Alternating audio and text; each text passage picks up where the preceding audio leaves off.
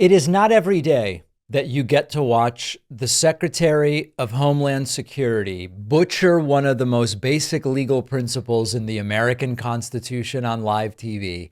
But here we are, and it certainly is a more common occurrence in the current administration than in past one. We had a recent hearing involving Secretary of Homeland Security Kristi Noem, and Senator Maggie Hassan from New Hampshire asks the former South Dakota Governor, Noem, now Secretary of Homeland Security, a very simple question.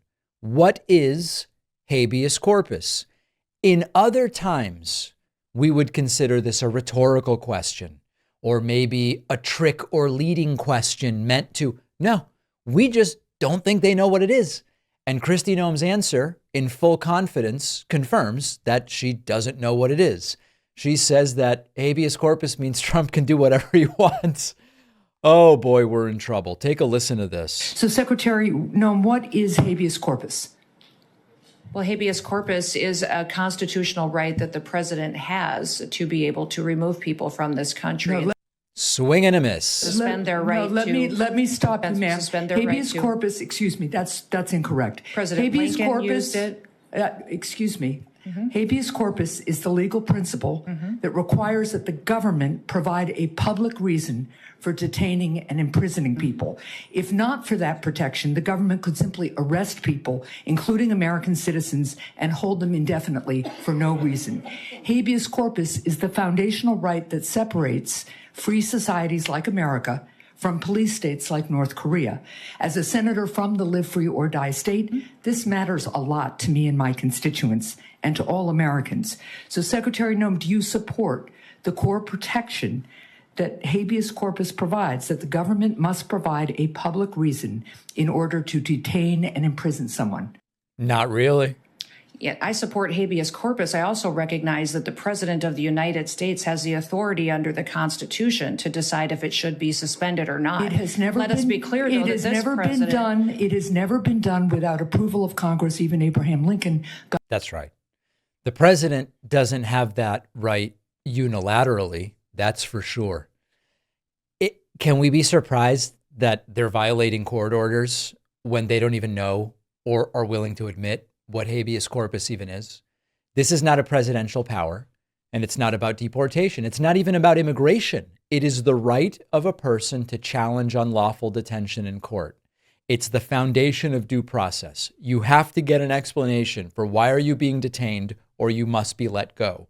It's been the law really since before the United States even existed.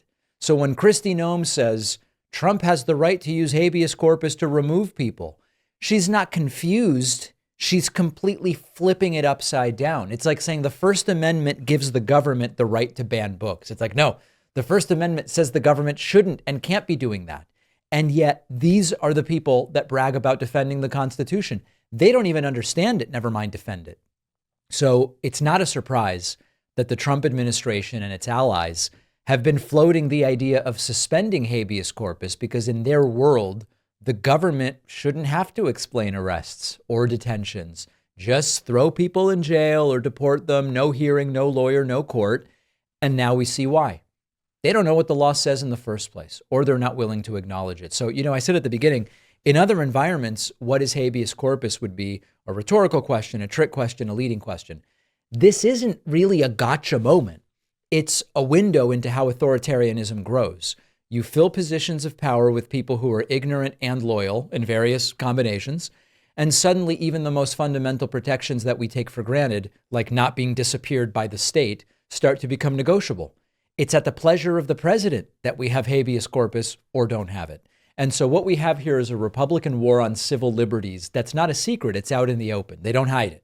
They say, we want to detain people without trials. We want to remove people without due process, without hearings. Brian Kilmeade on Fox and Friends a couple weeks ago said, guys, it's just not practical. We can't give hearings to all of these people. We just got to get them out of here. Judicial oversight, a court that says, here's what you must do to comply with the law.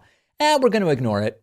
And so far, they get away with it. And when you say, wow, there must be some legal theory behind this. You're doing so many things differently. Give me the legal theory. they give you gibberish. Like habeas corpus means Trump does whatever he wants whenever he wants it. And the truth is they don't need to know how it works because they don't care. All they need to know is who are we targeting? And let's reverse engineer a harebrained understanding of the law to justify it. If we keep treating it as merely incompetence, and I said it's incompetence and loyalty in proportion, I don't know. If we treat it as incompetence alone, we don't necessarily acknowledge the march towards the authoritarianism. And then we'll end up waking up in a country where habeas corpus really does mean whatever the hell Trump wants. Terrifying stuff from Kristi Noem. And a nice job done there by Senator Maggie Hassan in explaining the absurdity of this. All right, so we all know Alexa listens to us, recommends products based on our conversations. Meta retargets us based on our browsing and engagement history. Have you wondered what ChatGPT and Claude are up to with your conversations? We feed so much of our information to these AI chatbots, thoughts, dreams, sensitive questions, business ideas. They take the information, tie it to your identity, and they can sell that to third parties and governments. ChatGPT has the former director of the NSA on their board right now. That doesn't feel awesome.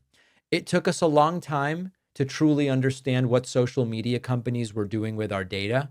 We don't have to make the same mistake with AI. And that's why I've started using Venice AI, a generative AI platform that is private and permissionless. They don't spy on you. Venice AI won't censor the AI. They have a safe mode, which you can turn off for both text and image generation. Messages are encrypted. Your conversation history is only stored on your browser. I love the Pro plan because I get upgraded features like uploading files, unlimited text prompts. Check it out. If you want to use AI without censorship or fear of handing over your most intimate thoughts to a corporation or the government, go to venice.ai/Pacman and use code Pacman to get 20% off their Pro plan. The link is in the description.